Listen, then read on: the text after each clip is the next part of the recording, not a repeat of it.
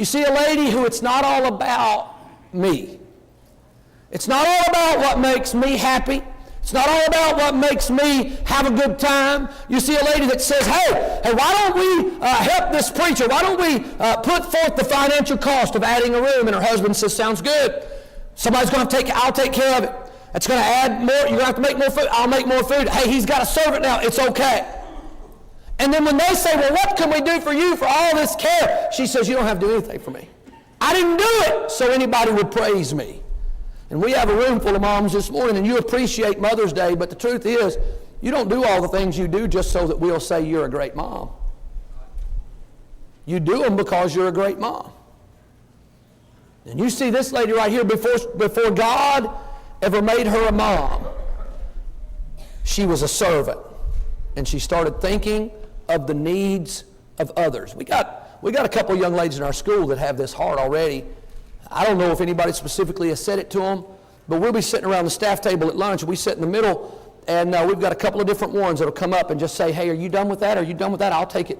And they take up the trash. And they'll just take up the trash at the whole table, just young girls. Nobody praising them, nobody paying them, they're not getting nothing for it. It's a blessing to me every time. Not because I can't carry my own trash. I certainly can. I'm willing to pick up trash. I'll take somebody's plate sometimes. The other men will take each other's plate sometimes. But I always just think, man, what a blessing. What a blessing that little girl is already thinking it ain't just about me. Most teenagers, you understand, think the whole world is about them. Come on. Boys and girls, most teenagers think the whole world revolves around them. You start seeing a young person who realizes that Jesus said the greatest of these will be the servant of all. And you're seeing something spiritual go on in a young life. So we see her character before. Stay with me. It won't be much longer. Then her conduct after God makes her a mom. Despite what modern thinking may say, things should change in the life of a lady. And listen, if you're here and you don't come on Father's Day, I preach to the fathers on Father's Day, just so you know. I'm normally harder on the fathers. But today it's your day. And the truth is, things should change in the life of a man or a woman when God makes them a parent. But today I'm talking to the ladies. When God makes a lady a mom, things should change. For one in particular, her priorities ought to change. It is not supposed to be all about you anymore.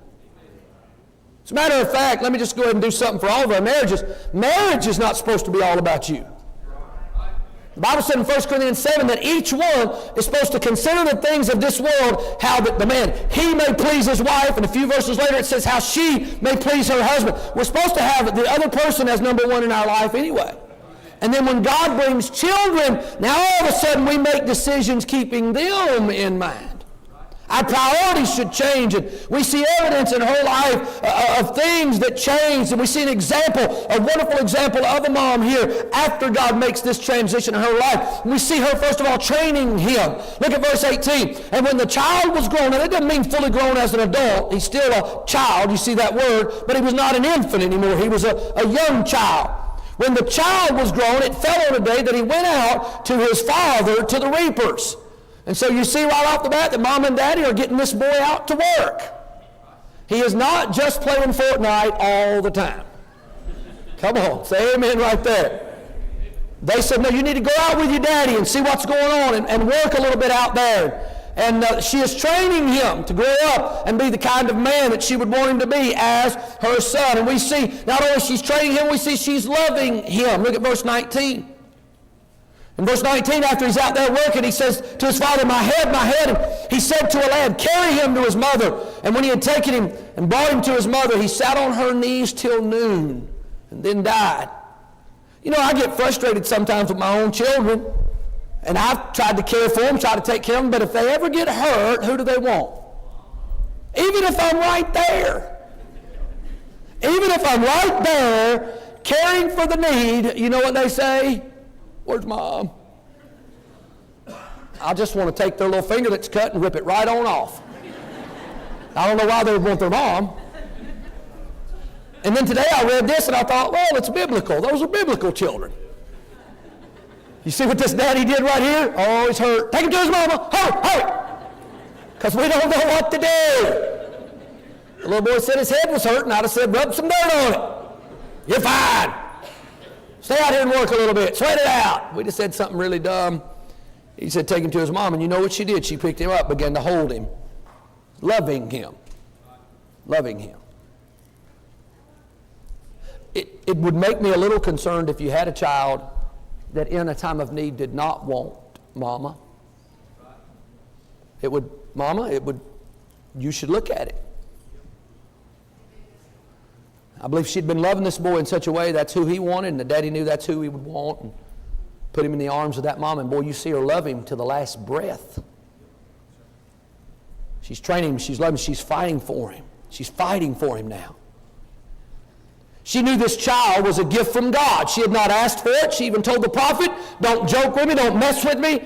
And she knew this child was a gift from God, and she was not willing to just so quickly let him go without a fight.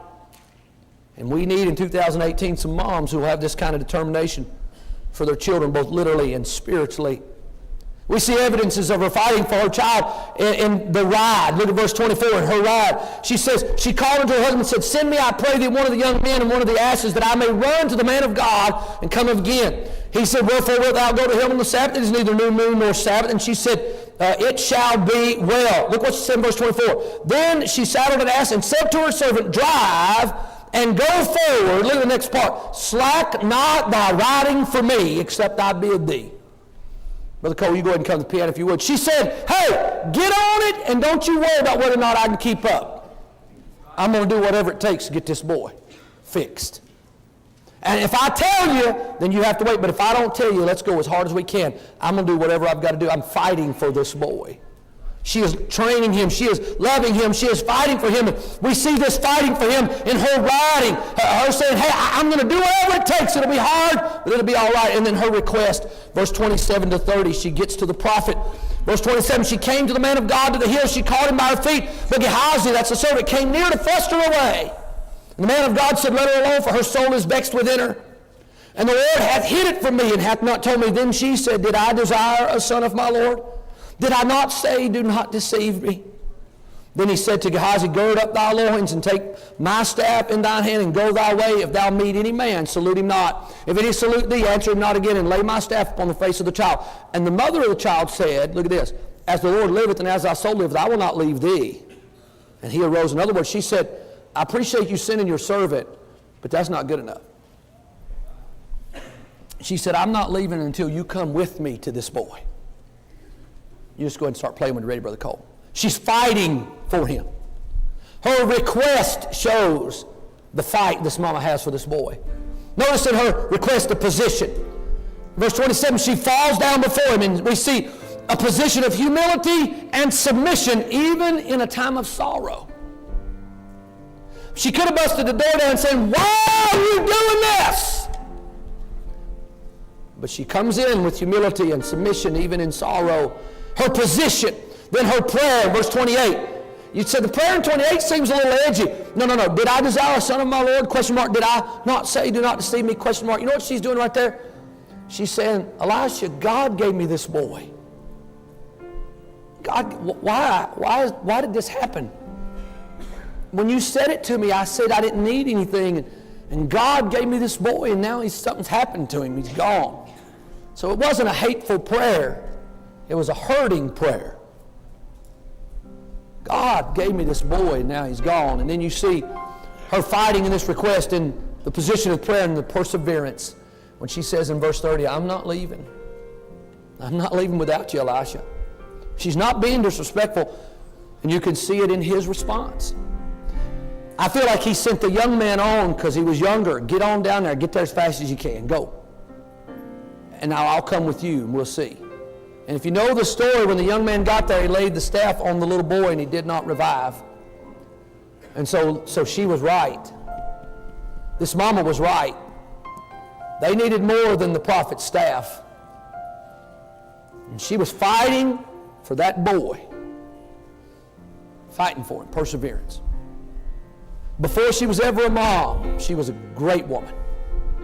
And after she was a mom, she's a great mom. I want to end the message by telling you a little bit about a lady in Christian history who exemplified all these same characteristics. Won't be but just a few minutes. She was a great woman before God made her a mom, and she was greatly used by God as a mom. She literally raised children who changed the world. Brother Joshua, you get these lights here. Her name was Susanna Wesley. Susanna Wesley was the mother of John Wesley and Charles Wesley. Some of you know those names, some of you may not. They were the two men credited with starting the Methodist church movement. The Methodist movement was a lot different than it is today. It was mightily used by God in the early days to see thousands, if not millions, saved. They were used by God to shake both England and the early American colonies, paving the way for the First Great Awakening. Both were preachers. John, the more famous of the preachers. Charles was a preacher, but also was a noted hymn writer. It says having written almost 9,000 hymns. Now, that's a big number. One historian said this: he would have had to write 10 lines a day for 50 years to write 9,000 hymns. That's unbelievable. We sing some of them. We sing, "And Can It Be That I Should Gain?" He wrote that. We sing, "Jesus, Lover of My Soul." "Hark the Herald Angel Sings." "Oh, for 1,000 tongues to sing." He wrote all those and many, many more. Now, this all started with a young lady long before she became a mother. Susanna Wesley was the youngest, listen to this, of 25 children. The ladies in here said, "God help us." Now, that was with her dad had many children with his wife, and then she passed away, and he remarried and had several more. This was with the second wife, and she was the 25th child. I'd say she was spoiled rotten, the youngest, the 25th. As you might imagine, she knew a thing or two about hardships. Long before she became a mother, Susanna was becoming a great woman, though, despite the hardships. One source said this, that even as a child, she was always accomplished beyond her years, and she spent much of her girlhood considering religious matters. She said she would talk with her dad about the difference between the church that they were in and the Church of England, which was a whole different religion. The author went on to say that she was a very beautiful girl, but her beauty never overshadowed her disciplined mind nor her pious spirit, pious religious reverence to the things of God. One historian writes that she was a woman of great intellectual ability as well as clear judgment. So much so that later in life, when her daddy died, her daddy, by the way, was a pastor, a doctor of divinity from Oxford University. When he died, he left her his most valued possessions, his manuscripts and his family papers. He didn't leave them to his sons, he left them to her. She was so spiritually minded, so intellectual. At 20 years old, she married a preacher named Samuel, and they began what would be a life both filled with battles and blessings. When God began to give her children, her priorities of life changed. She taught them all at home, and says that she diligently taught them 6 hours a day. She would teach each child, the best I could understand it, for 20 years. 6 hours a day. Edith Dean, who wrote a historical book about great women of the faith, she said this, quote, "There was not one of them in whom she did not instill a passion for learning and righteousness." But Dean later writes this, quote, "The spiritual welfare of her children mattered most to Susanna." So she spent hours teaching them the culture and teaching them academics to make them successful in life, but what mattered most was their spiritual welfare. She endured a great many struggles, suffered a lot of loss, the loss of many children herself. I told you she was the youngest of 25, and that didn't scare her. She went ahead and had 19 of her own. And only 9 of those lived to adulthood, though. That's 10 funerals. She knew loss. She knew the loss of things. About halfway through their marriage together, they had their house burned to the ground just a couple of weeks before the birth of one of their children. Lost everything. Lost her husband for a while as he was imprisoned. He was also a preacher, but they struggled, and he was imprisoned for financial issues, during which time somebody that hated him killed their cattle while he was in prison, which was her main source of income. I'm just telling you, because sometimes you read about these people that did great things and you think, yeah, because they didn't have any trouble like I do. Well, no, that's just an excuse you're making to let yourself off the hook. They had problems. She suffered great loss. Great loss. Through it all, however, her husband wrote this about it. With all that loss, here's what he said. "All this, thank God, does not sink my wife's spirits. Pretty good testimony from the husband of his wife going through these troubles with him. One writer said this, throughout all the trials of her faith, she never lost heart. And Susanna's spiritual training and her example, it's 8 minutes after 12. I've been preaching 25 minutes. Stay with me. It changed the world. Her teaching to her children and her example changed the world. Her example of supplication. She was a prayer and taught them to pray. John Wesley, that great preacher that was used to change the world, he used to tell that she would pray this and something like it often. She would pray, "Grant me grace, O Lord, to be wholly a Christian." That would affect the boy hearing his mama pray that all the time. "Grant me the grace, O Lord, to be wholly a Christian." She would pray this, "Help me, Lord, to remember," listen to this, "that religion is not to be confined to the church or closet, nor exercised only in prayer and meditation, but that everywhere I am in thy presence." When John Wesley was miraculously saved, when that house burned down, all the kids got out except John. And they had, the husband had already resigned himself, and they were already beginning to pray and try to deal with in their mind the fact that little John wasn't going to live through that fire. And miraculously, he appeared near the window, and they were able to save him.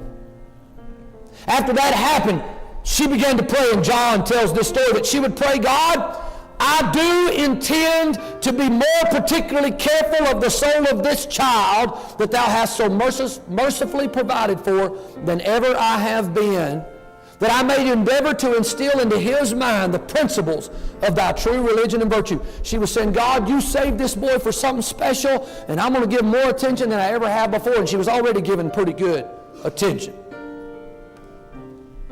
And so she was an example of supplication. She was an example in sanctification. We see her beliefs and her training to her children in the area of living right in this letter she wrote to her oldest son, Samuel, who was also a preacher, not just John and Charles. Samuel was a preacher, and here's what she wrote to him when he became a preacher. Listen, quote, "Consider well," talking to her son, "what separation from the world, what purity, what devotion, what exemplary virtue are required in those who are to guide others to glory." She said, "Now, Samuel, if you're going to be a preacher, you need to understand you got to do right. You got to be exemplary in your character."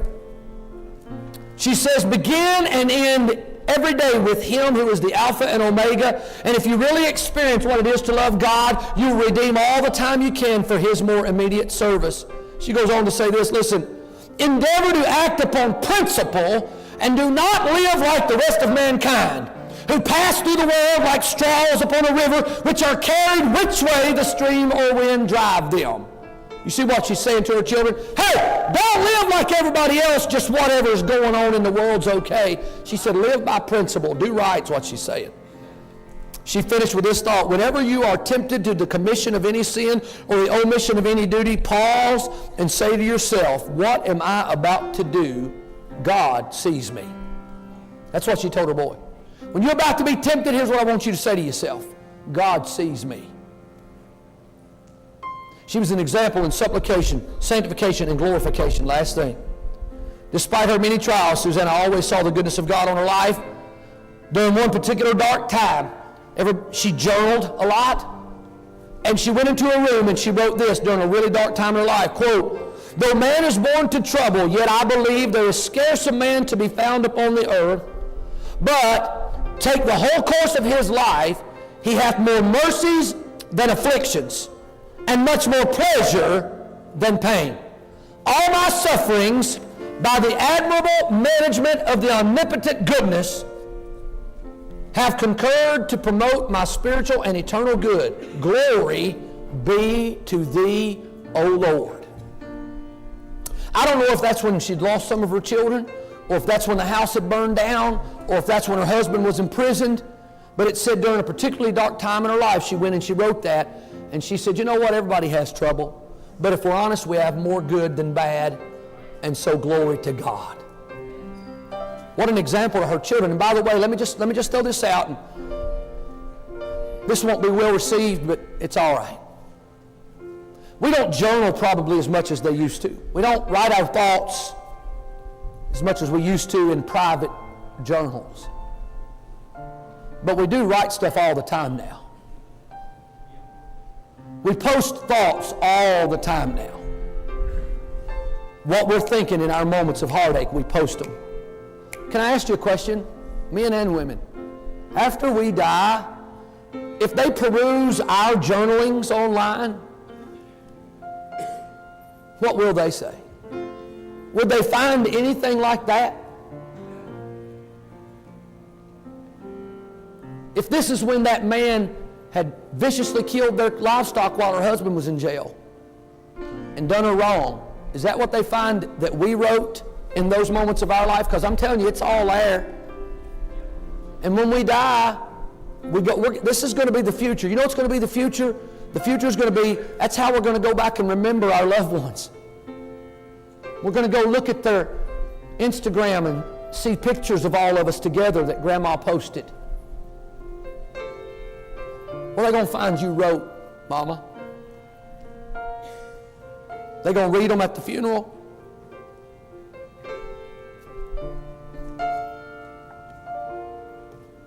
On the day of her death, with her family gathered around, she said to them, "Children, as soon as I'm released, sing a song of praise to God."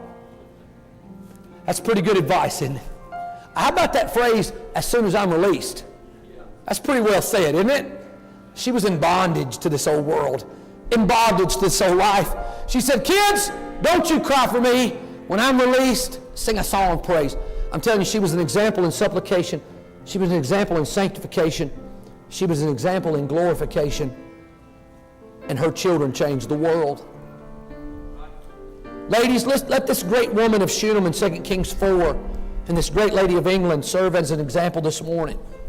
Let God use you to touch your children and others around you in such a way that you leave a mark that will help change the world for Christ. Let's all stand.